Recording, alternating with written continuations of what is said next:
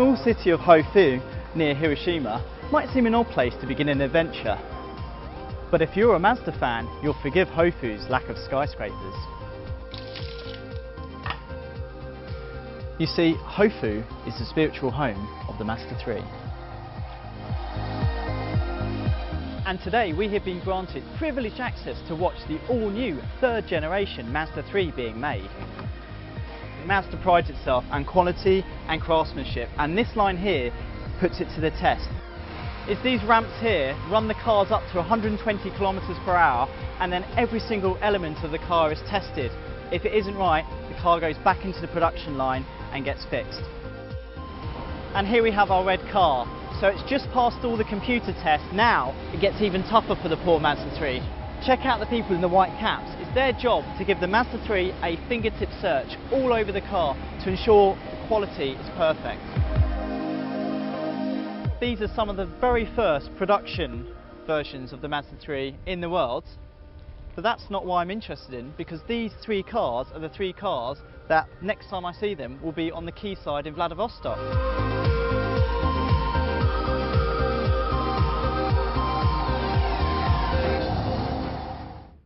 And here we are in Vladivostok.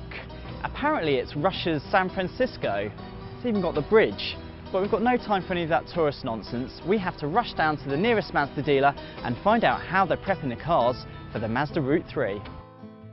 At the dealer, the Mazda technicians started work giving the Mazda3 a complete pre-delivery inspection. Usual stuff really.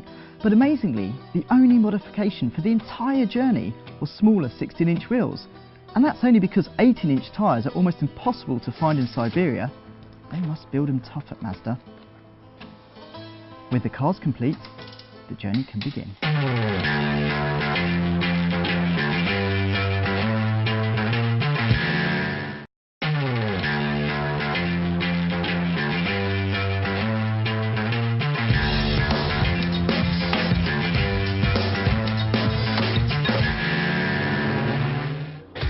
Vladivostok. Finally, the Mazda Route 3 becomes reality. Okay, well it does after we had a quick tour of the eastern Russian city. And yes, that is me driving the boat. How cool is that? Only in Russia, huh? Anyway, once the tourist bit is done, we finally hit the road and get our first taste of what it's like to drive in Russia.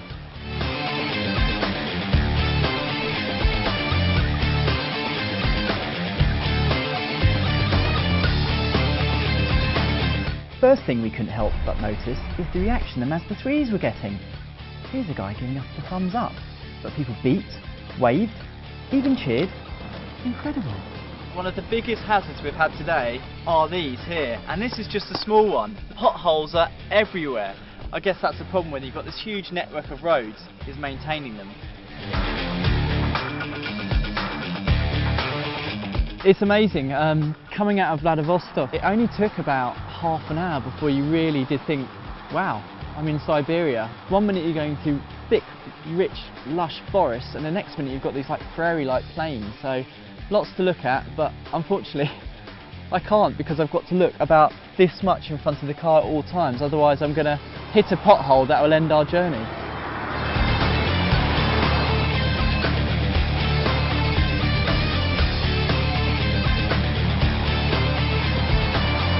Quite hot at the moment, it's about 30 degrees. A lot of the Chinese men seem to be rolling their shirts up into some sort of weird sports bra kind of thing. I've never seen that before. Don't think I'm going to start doing it. Very proud moment on the Mazda Route 3 tour, because we have just entered a new time zone, so I have to put my watch back by 1 hour. The first of many. Done. Over the last couple of days, we've really had to contend with a mixture of road conditions, from perfectly paved European-style highways to third-world dirt tracks and gravel, and even deep floods. The Mazda3, meanwhile, copes with everything Siberia can throw at it. So at the end of the first Russian leg, with 1,500 kilometers under its belt, it's time for a day's rest before the epic adventure continues.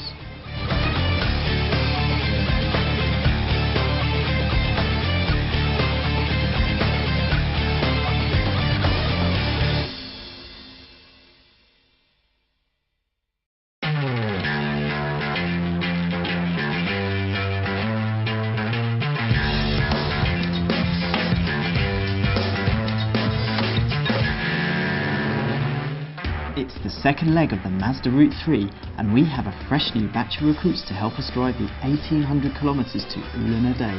Some are initially more successful at adapting to the Russian road conditions than others. And we finally have had our very first puncture. I suppose inevitable really with the condition of some of the roads, but the guys are doing a great job of changing it right now, and we should be back on the road in 5 minutes? Maybe 10, just to be sure.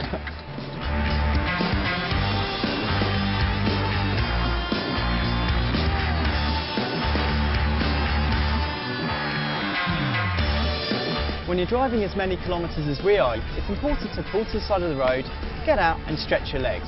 That's why we've just climbed this hill with this spectacular view behind us. What I didn't expect was there to be 2 weddings up here.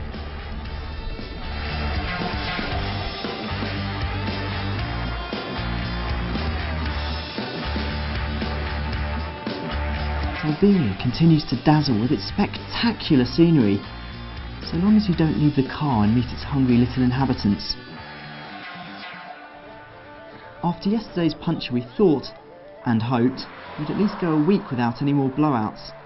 Sadly though, the combination of a poor road and a single lapse of concentration meant that less than 24 hours later we were back at the side of the road. Even worse, it was not 1 but 2 tyres and wheels that were destroyed by a particularly vicious pothole.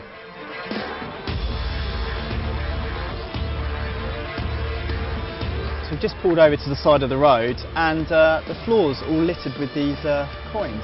It's for this Buddhist shrine over here that keeps you safe on the roads. These cars pulling past, they just throw these coins out for good luck and beat their horn, so I guess we need some luck.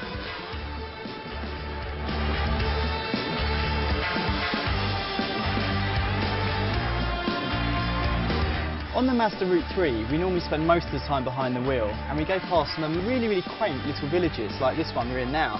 But finally we've been able to stop and have a look around one of these timber-built houses. This particular house is in a community of old believers, it's like the early sort of Christian religion. Anyway, they like to have brightly painted houses to express their religion, and this is one of them. First thing to notice is they have 2 houses in these smaller plots of land.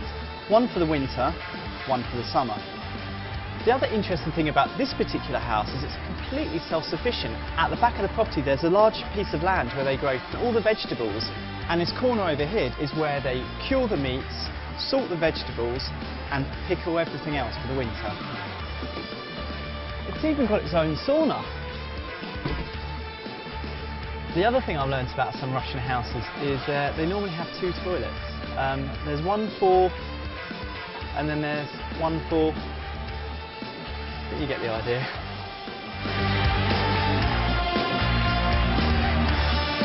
Toilets aside, this leg has been an incredible experience, giving everyone involved a small insight into this huge country.